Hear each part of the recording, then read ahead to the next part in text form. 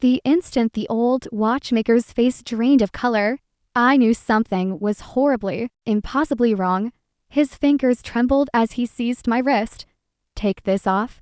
Now, don't argue," he whispered. I laughed at first, certain he was being theatrical until he pried open my beautiful silver locket, the one my son, Ethan, had clasped around my neck 6 months earlier on Mother's Day. When I saw what was hidden inside, my heart simply stood.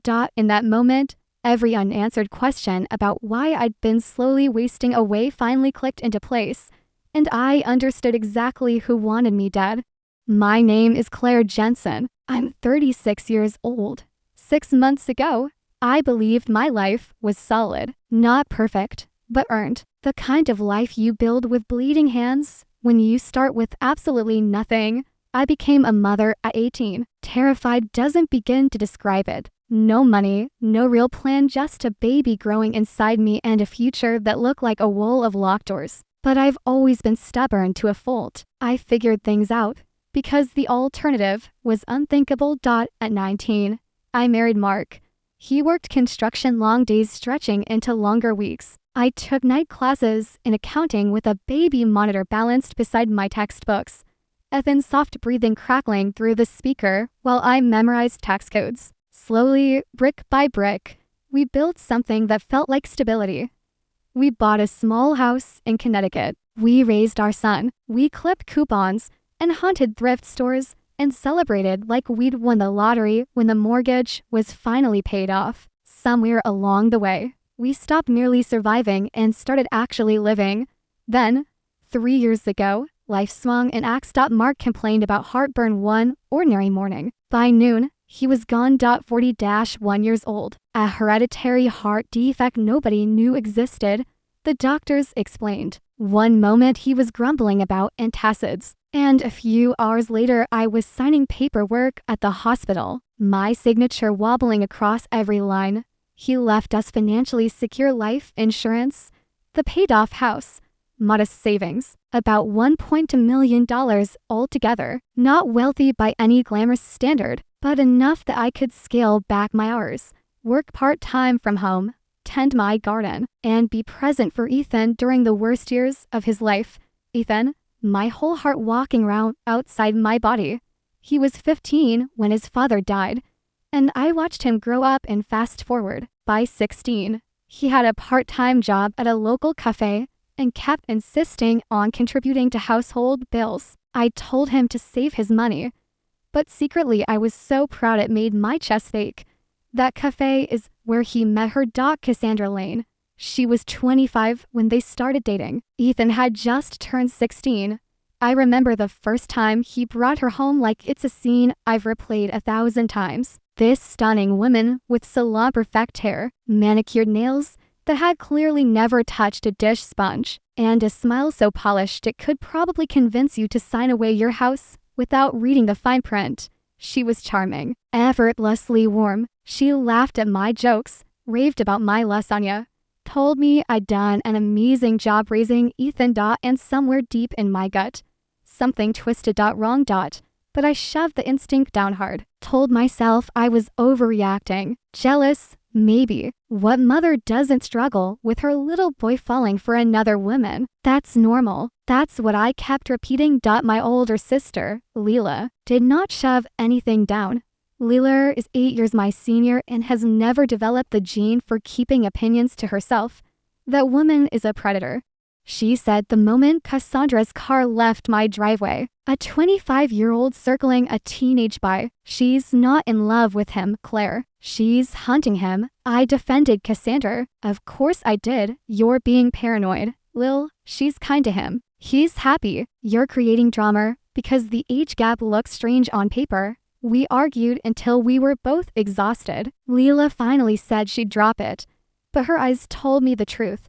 She was waiting, watching. 18 months later, Ethan turned 17 and begged me to let him marry Cassandra. In our state, 17-year-olds can marry with parental consent. He was so certain, so radiantly in love, and Cassandra was so composed, so flawless, sitting on my couch with her hands folded neatly, explaining that she understood my concerns. She'd had a difficult upbringing, she said. Ethan made her feel safe. Age was just a number when two souls truly connected. I should have said no. I should have been the villain in his story for a few years to save him from the real one. But I was terrified of losing him, of him cutting me off, of pushing him further into her arms by fighting too hard. So I signed the consent forms. I smiled at their courthouse wedding. I hugged Cassandra and said welcome to the family, and tried desperately to convince myself I was doing the right thing. Leila came to the ceremony. She didn't say a single word. She didn't need to. Her silence was louder than any speech she could have given. For the first year, things seemed fine, maybe even good. Cassandra was attentive. Ethan glowed with happiness. I started to believe I'd misjudged her, that Leila had misjudged her. Perhaps sometimes love really did transcend age. Then came Mother's Day. 6 months ago, Ethan showed up at my door that morning with reddened eyes and a velvet box in his hands. "Mom," he said, voice thick with emotion, "open it." Inside lay the most beautiful necklace I'd ever seen, antique-style silver with an ornate oval locket that caught the light like it was cradling a tiny piece of the moon. "Cass helped me pick it," he said. "It was her grandmother's. She wanted you to have it. Said you're the mother she never had." I cried. Ugly, heaving sobs right there in my doorway. For 18 months, I'd quietly distrusted this woman, and here she was, offering me a treasured family heirloom. I felt guilty for every whispered suspicion I'd shared with Leila. I clasped that locket around my neck immediately, and I never took it off. Not that day, not that week, not for 6 months. I slept in it, showered in it, wore it like armor, like proof of acceptance, evidence that I belonged, that I was truly loved. 2 weeks later, the sickness crept in. At first it felt like a stubborn flu that refused to leave. Morning nausea that wrapped around me the moment I opened my eyes. Headaches that lived behind my temples and never fully retreated. A bone-deep exhaustion that 10, 12, 14 hours of sleep couldn't touch. I visited my doctor. Blood work came back normal. She referred me to a specialist. More tests, MRI, cardiac workup, thyroid panel, everything clear. The specialist gave me that look the one doctors give when they've exhausted their ideas. "You've been under significant stress these past few years. Grief manifests physically in unusual ways. Have you considered anxiety? Perhaps therapy, yoga, meditation?" I could barely walk from my car to his office without my legs feeling like wet sand. And this man wanted me to bend myself into yoga poses. I started keeping a symptom journal. Every day I documented the nausea, the bone tiredness, the relentless headaches. I noted that symptoms were always worst in the morning, right after 8 solid hours of sleep with the locket pressed warm against my skin.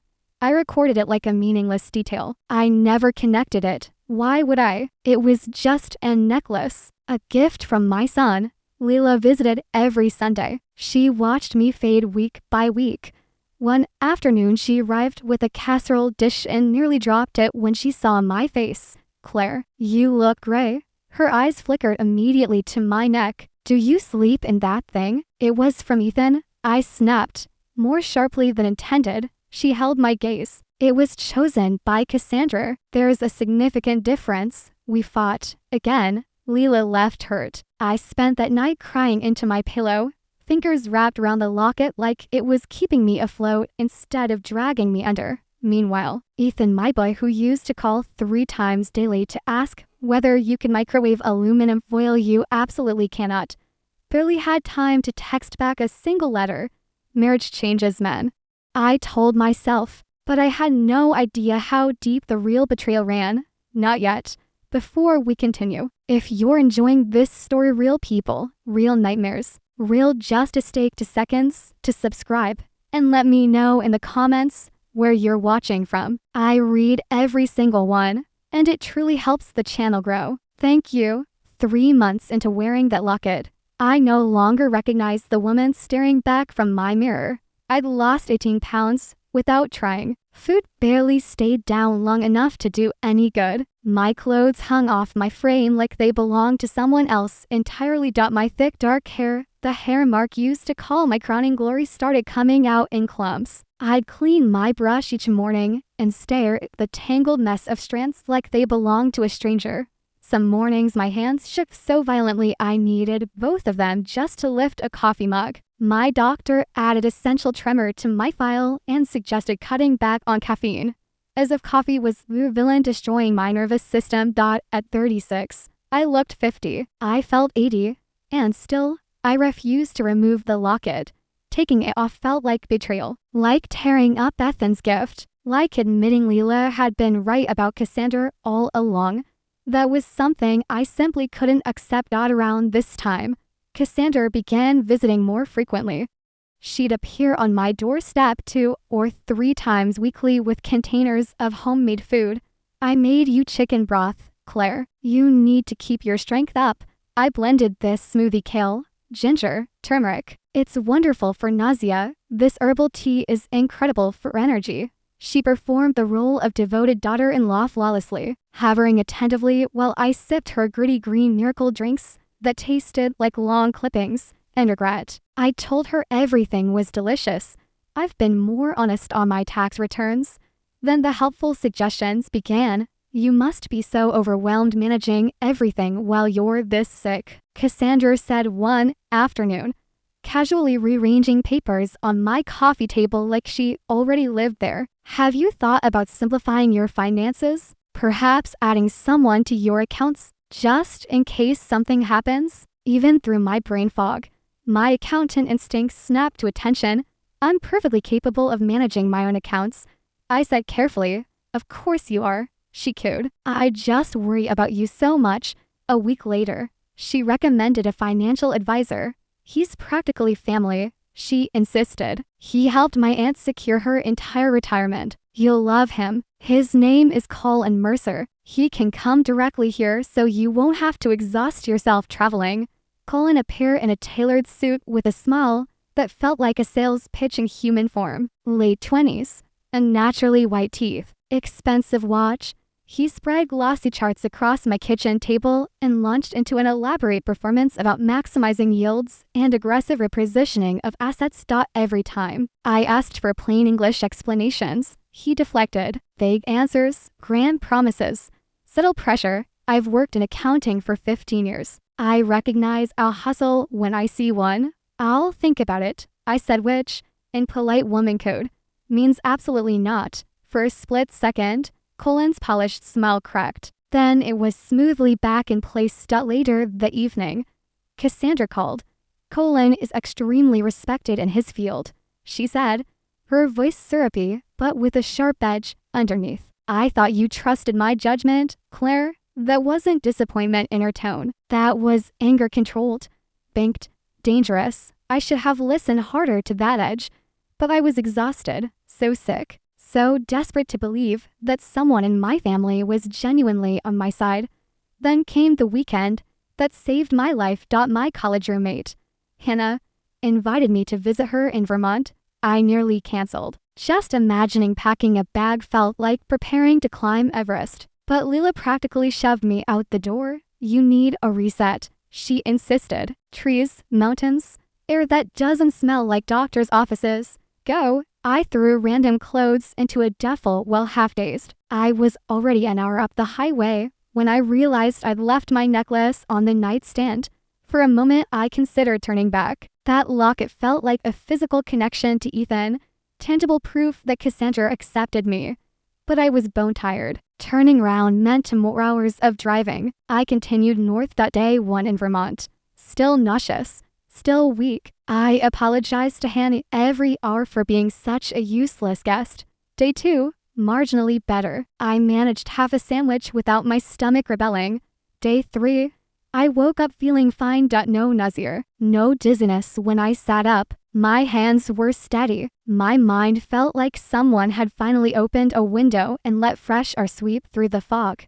I ate a full breakfast: eggs, toast, bacon. "No problems, mountain air," I told Hannah, smiling for the first time in months. I really needed this. Sunday evening I drove home, actually singing along to the radio like I hadn't done in half a year. I walked into my bedroom, spotted the locket on my nightstand, and immediately fastened it around my neck.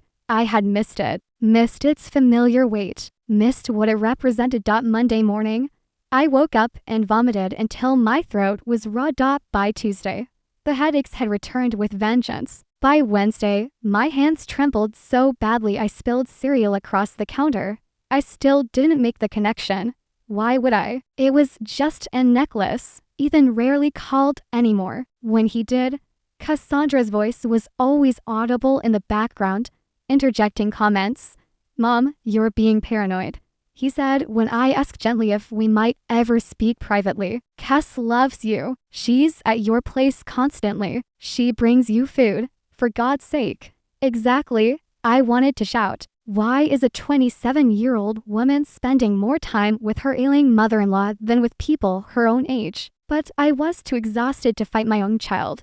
Leela was not too exhausted. She came for her weekly visit, took one look at me, and audibly gasped, "Claire, this is not normal. You look worse every single time I see you. Something is seriously wrong." "The doctors can't find anything," I said, hearing how small my voice had become. "Then they're not looking in the right place." Her gaze locked onto the locket. When did all of this actually begin? Think carefully. I bristled defensively. It was pure reflex. Don't start on Cassandra again. She's been nothing but kind. She's here all the time. That's exactly what terrifies me, Leela interrupted. What healthy 27-year-old wants to spend her days hovering over a sick mother-in-law? She should be building her own life, not watching you deteriorate. She cares about me. She cares about something, Leela said darkly. And it's not you. The argument went nuclear. Words we couldn't take back. Names we'd never used on each other before. Finally, Leela threw her hands up and marched toward the door. "You were a warrior at 18, she said quietly, her hand resting on the doorknob. "Pregnant, broke, completely alone, and you fought for yourself and Ethan. What happened to that woman? Wake up, Claire, before something wakes you in a morgue." She paused at the threshold. "Something is very wrong here. It's not just your health. It's that woman, that necklace, everything. Something is deeply wrong, and I pray you recognize it before it kills you." I slammed the door behind her. That night, I fell asleep with tears soaking my pillow, and the locket clutched tightly in my fist. The locket that was slowly killing me. 2 weeks later, the silence between Leela and me was consuming me from the inside. We had never gone this long without speaking. She'd been there for every disaster of my life, and I'd thrown her out for telling me a truth I wasn't ready to hear. Her birthday was approaching. I decided to mend things the old-fashioned way, with a genuine apology and a gift I knew she'd treasure. Leela has always loved vintage jewelry, authentic pieces with history you can sense in your fingertips. So I dragged myself downtown, determined to find something worthy of her. That's how I ended up at Rowan's Antiques and Timepieces. I'd driven past it for years without stopping. Dusty windows, faded navy awning, hand-painted sign warped by decades of weather. One of those shops that time itself seemed to have forgotten.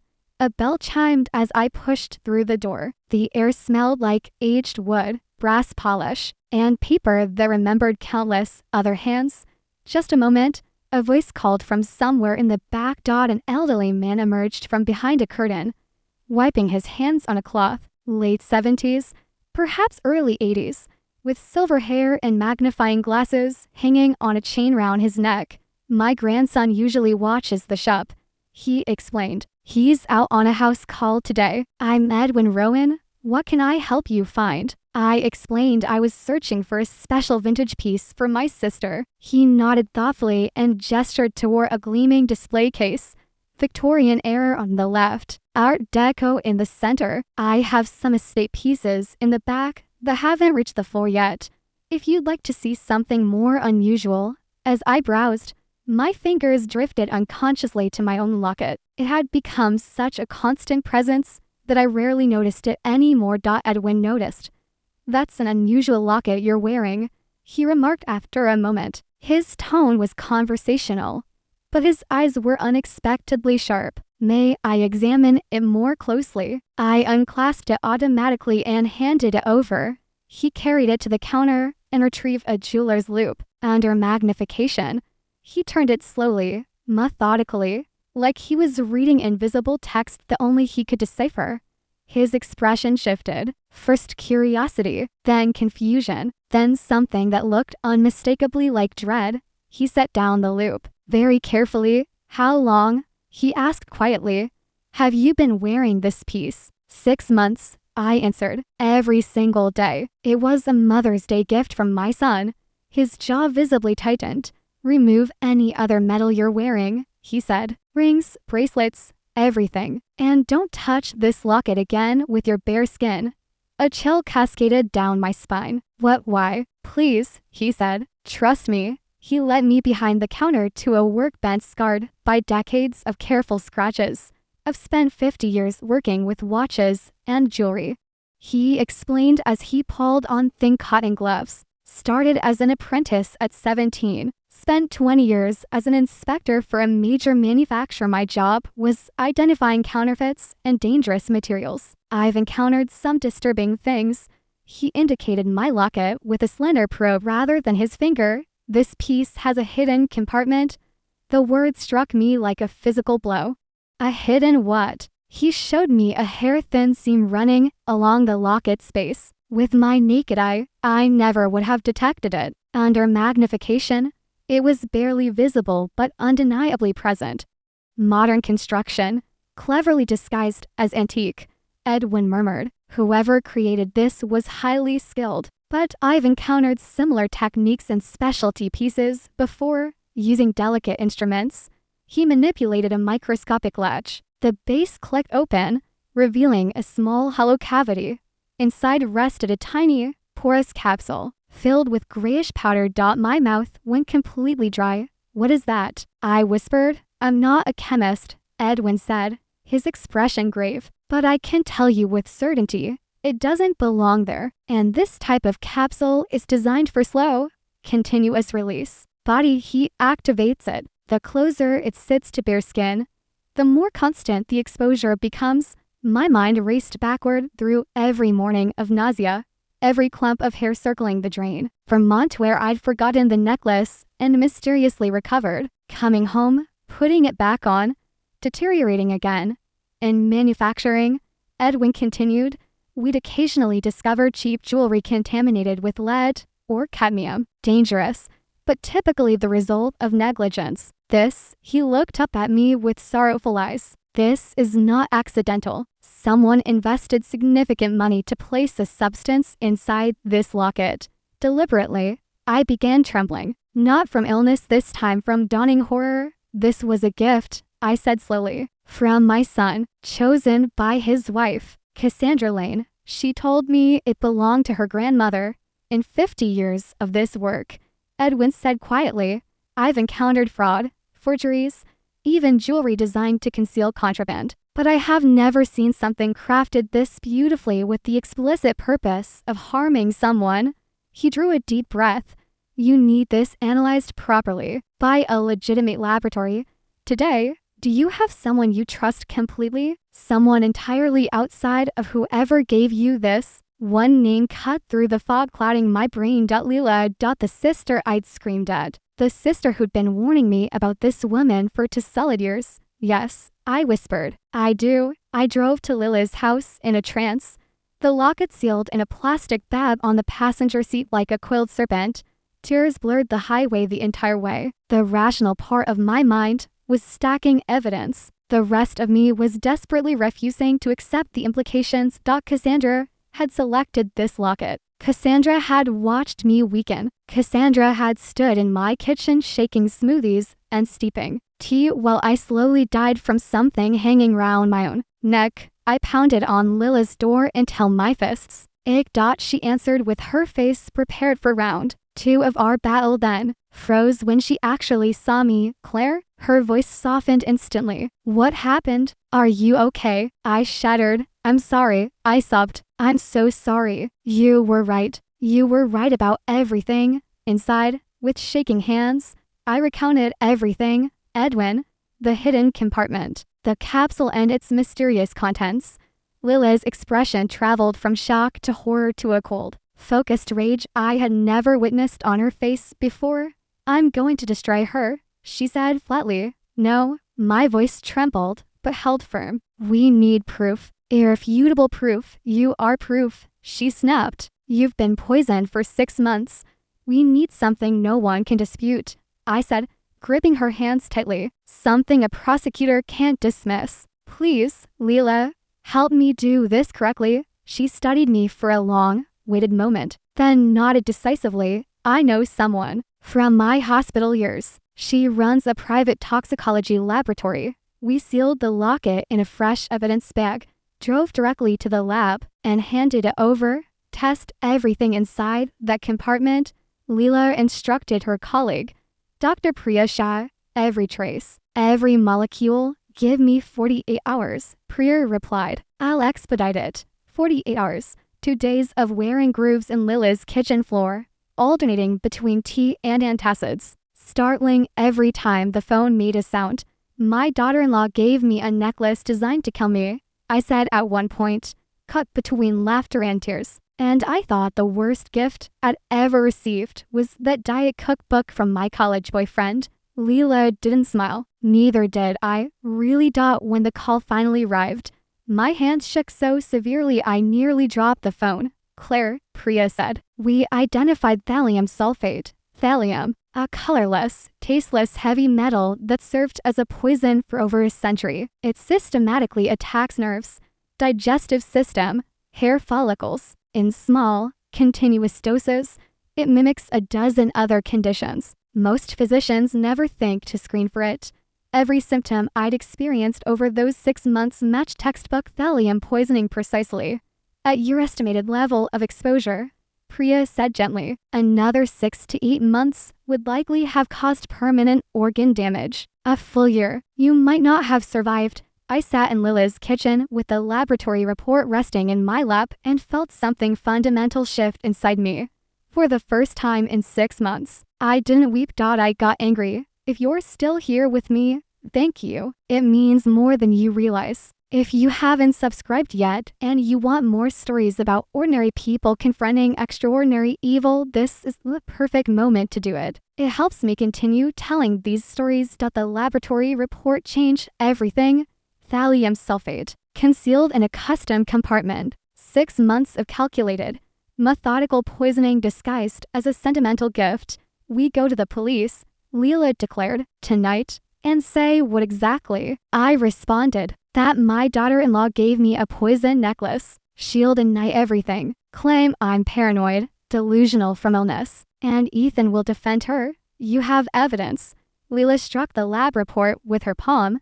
"I have evidence of poison inside the locket," I said. "I don't have evidence that Cassandra placed it there, or that she had any knowledge of it. She's careful, Lil. This wasn't impulsive. If we approach this unprepared, she'll escape." Leela was silent for a long, waited moment. Then she retrieved her phone. "I know someone else," she said. "Someone who actually investigates situations like this." Detective Noor Delgado grew up 3 houses down from us. We'd shared bicycles and Halloween candy as children, then drifted apart the way people do. We'd reconnected at our mother's funeral 7 years ago. Noor in a crisp suit, me in black with tissues jammed up my sleeve. She'd spent 25 years in law enforcement, 10 of those as a senior detective with the Connecticut State Police. That night, she arrived at Lila's house in jeans and a sweatshirt, hair pulled back casually, but her eyes were entirely professional. She listened without interrupting as we presented everything: the gift, the illness, Edwin's discovery, the laboratory results. When I finished, she exhaled slowly. "This is attempted murder," she said. "Premeditated, methodical, engineered to resemble natural causes." She regarded me with something approaching awe. "You're extraordinarily lucky to be alive, Claire." "I don't feel lucky," I said. "I feel foolish." "Don't," she said sharply. "Poisoners weaponize trust. They hide behind affection. That's not you being foolish. That's you being human." She opened a worn notebook. "We build a case, quietly. If Cassandra suspects, you're onto her. She'll start destroying evidence or vanish entirely, which meant I had to continue performing. Continue allowing Cassandra into my home, letting her spoon soup into my bowl, pretending I remain the grateful, passive, slowly dying mother-in-law she expected. It became the most difficult performance of my entire life.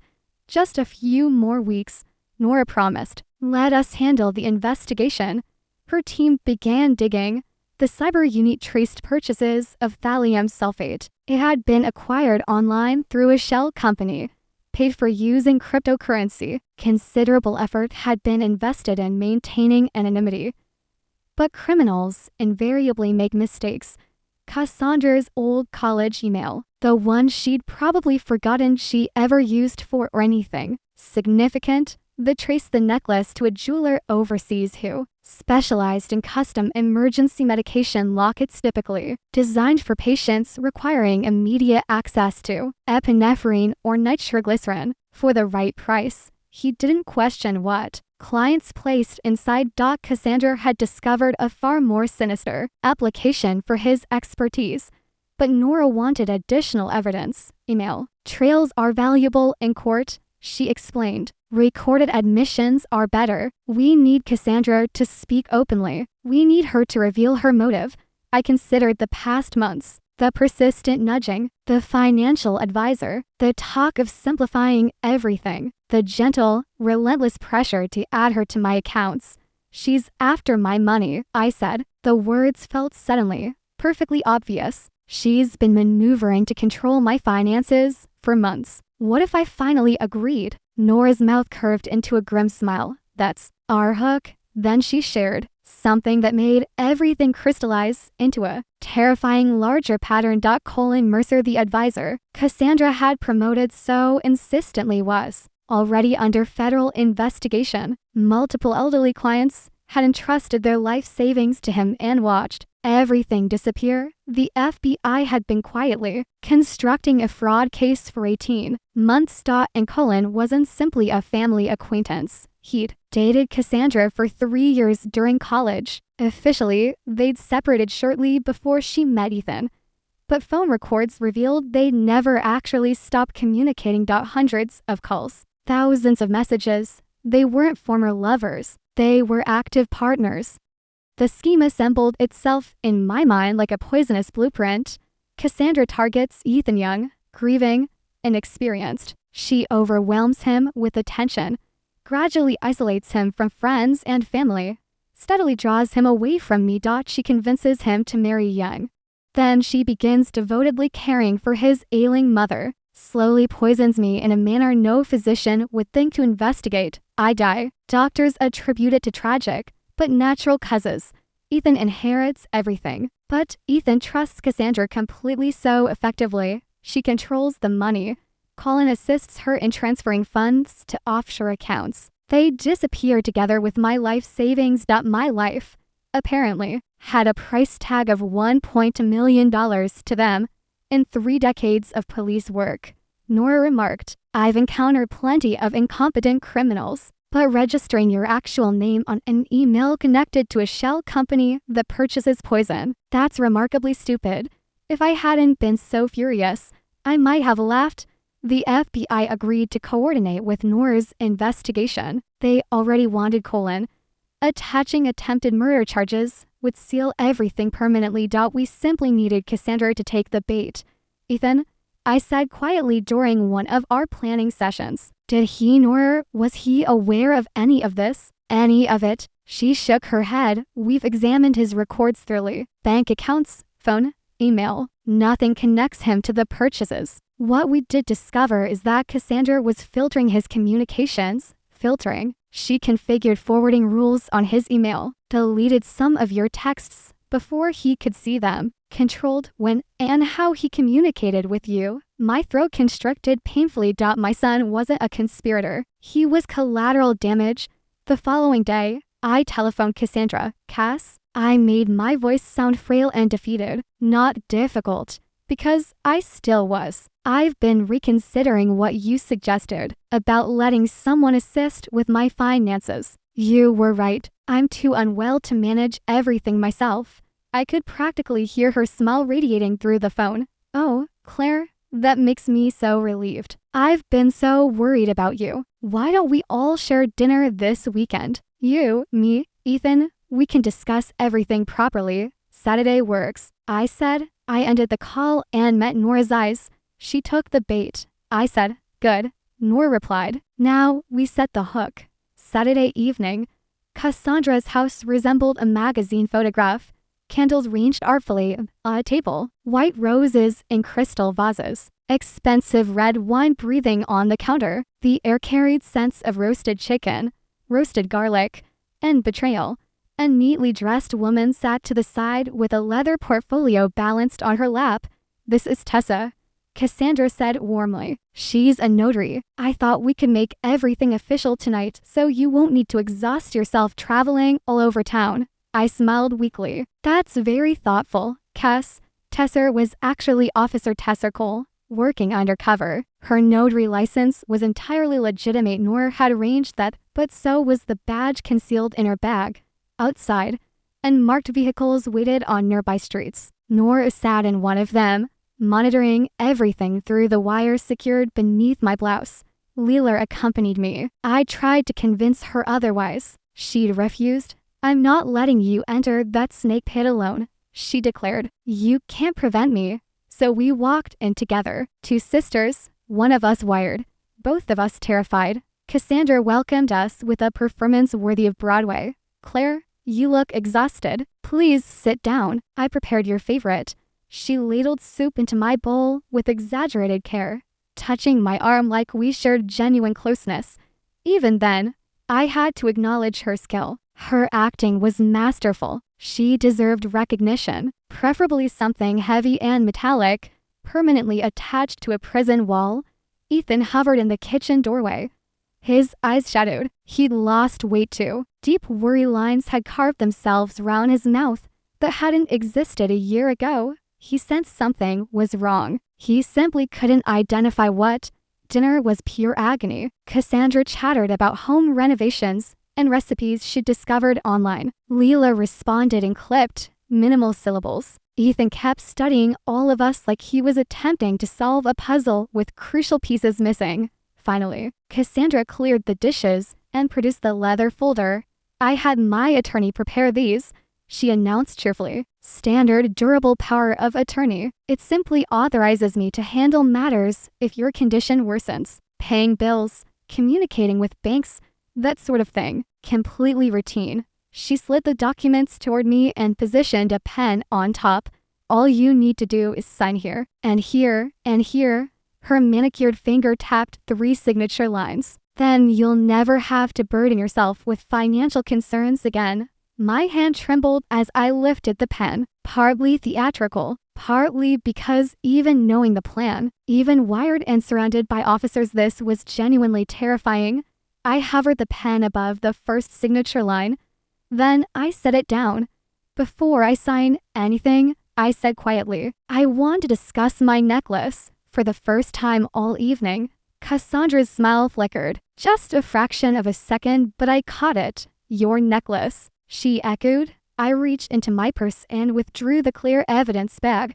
The silver locket glinted innocently under the dining room light. "I had it professionally tested," I said. My voice sounded foreign to my own ears.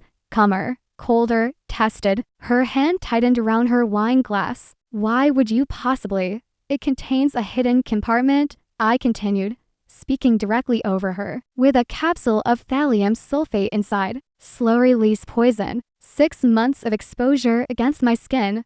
The color drained from her face. Ethan straightened abruptly. "Mom, what are you talking about?" he whispered. I kept my gaze fixed on Cassandra. "You told Ethan this belonged to your grandmother." I pressed on. "You helped him fasten it round my neck. You observed me deteriorating week after week while you delivered soup and smoothies." "That's completely insane," she said, her voice climbing. "Claire, listen to yourself. You're unwell. You're confused. The laboratory report contradicts that." I removed the folded pages from my bag and placed them beside the locket. "The thallium was purchased through a shell company connected to an LLC. The LLC is registered to your old college email," She became absolutely motionless. And Colin, I added, your family friend. The FBI has been building a case against him for nearly 2 years. He was apprehended 3 nights ago attempting to flee the country. He revealed everything. Cass, her composure fractured. That's a lie, she hissed. He wouldn't betray me. He did, I said. They have your messages. They have photographs of my financial documents that you took from my home. They have testimony from the jeweler who constructed this locket designed for emergency medication, not murder. Beside us, Tessa rose and reached into her bag. Cassandra Lane, she announced, her voice firm and official. You are under arrest for attempted murder in the 1st degree and conspiracy to commit fraud. For one suspended heartbeat, everything froze. Then Cassandra bolted. Not toward me. She shoved past Ethan so forcefully he crashed into the wall, then sprinted for the back door. She didn't reach it. Two officers emerged from the kitchen before she crossed the threshold. She spun toward the front entrance. 2 more blocked that path. Game over. The handcuffs clicked around her wrists. And that's when the authentic Cassandra finally revealed herself. You were supposed to die. She screamed at me, thrashing against the officers. You were supposed to just die quietly in your sleep and make everything simple. Do you have any idea how long I planned? That's enough. A new voice interjected.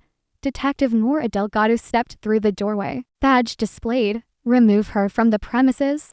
They escorted Cassandra toward the waiting vehicle. She continued ranting about attorneys and conspiracies and how I'd destroyed everything. Her perfect hair had come undone, mascara streaking down her cheeks.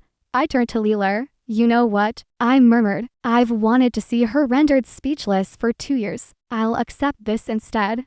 Leela gripped my hand so tightly it almost hurt. In the doorway, Ethan stood frozen, pale as paper. He had just witnessed his wife confess to attempting to murder his mother, watched her dragged away in handcuffs. Mom, he choked out. I gave you that necklace. I did. I crossed the room and cradled his face in my hands, the way I had when he'd scraped his knees as a little boy. Look at me, Ethan, I said. He did. His eyes were red, devastated, lost. Listen carefully. You didn't know. She targeted you because you're kind and trusting and good. She manipulated both of us. This is not your fault. He collapsed against me, sobbing, 18 years old and suddenly very young again. That same night across town, federal agents intercepted a rental car heading toward the airport. Inside was Colin Mercer, carrying a one-way ticket to Costa Rica and documentation for hundreds of thousands of dollars in pending wire transfers. He surrendered without resistance. On his laptop, agents discovered emails mapping every stage of the conspiracy. On his phone, photographs of my bank statements and insurance documents that Cassandra had secretly obtained. By midnight, both were in custody. That was the first night in 6 months I slept through until morning. The trial lasted 3 weeks. Cassandra's defense attorneys attempted every strategy. They claimed the locket had been tampered with, claimed the evidence was planted, claimed I was delusional from illness and grief, claimed Colin had acted independently.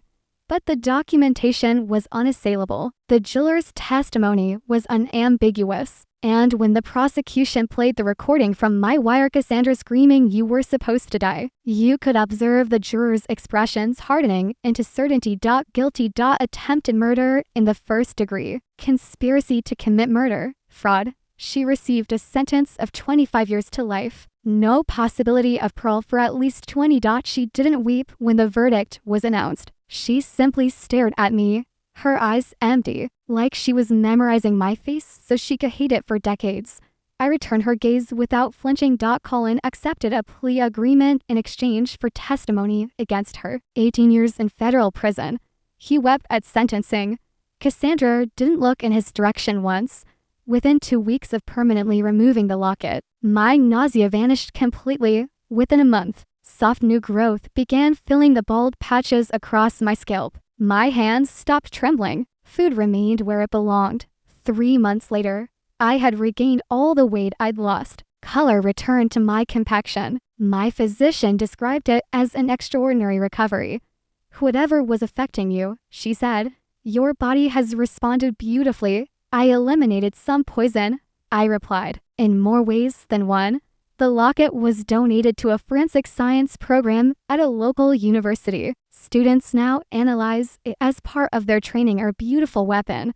Wrapped in sentiment, Ethan filed for divorce while Cassandra awaited trial. It was finalized before sentencing. He requested nothing from the marriage, just wanted his name separated from hers as completely as possible. He moved back home temporarily. I need to remember what genuine family feels like, he explained. He began therapy. He continues attending. At 18, he's already absorbed brutal truths that love can function as disguise, that some people weaponize trust, that not every smile is safe. Terrible lessons, but he's learning them with support rather than in isolation. Lila and I have grown closer than ever. Sunday dinners are now mandatory, either at her house or mine. No exceptions permitted. She's never uttered the words "I told you so." She doesn't need to dot our new running joke. Always trust your sister, especially regarding jewelry. 6 months after Cassandra's sentencing, on a quiet Tuesday afternoon, I'm kneeling in my garden, planting new rose bushes. Sunlight warms my back. My hands are steady as I work soil around delicate roots. Leela appears through the back gate balancing 2 glasses of iced tea. She settles beside me and watches me work. You know what occupies my thoughts sometimes, I say, pressing earth around the base of a rose. Tell me, she replies, Edwin, that elderly watchmaker. If I hadn't wandered into his shop that particular day. I don't complete the sentence. She doesn't require me to. But you did walk in, she says softly. That's the part that matters. I survey my garden. Some of these flowers mark, and I planted 2 decades ago. Others are new additions. Life layered upon life. My husband is gone. My son is recovering from a marriage built on deception. I spent half a year being quietly murdered by someone I welcomed into my family. But I'm here. I wake up each morning. I breathe. I plant roses. I laugh with my sister. I watch my son reclaim himself. Some lessons arrive gently. Others nearly kill you. Here's what I learned. Listen to the people who love you enough to speak difficult truths. Honor the instinct in your gut, even when your brain manufactures excuses. And remember, sometimes the most lethal poison doesn't arrive in a bottle. Sometimes it comes wrapped in silver, tied with ribbon, and presented with a smile.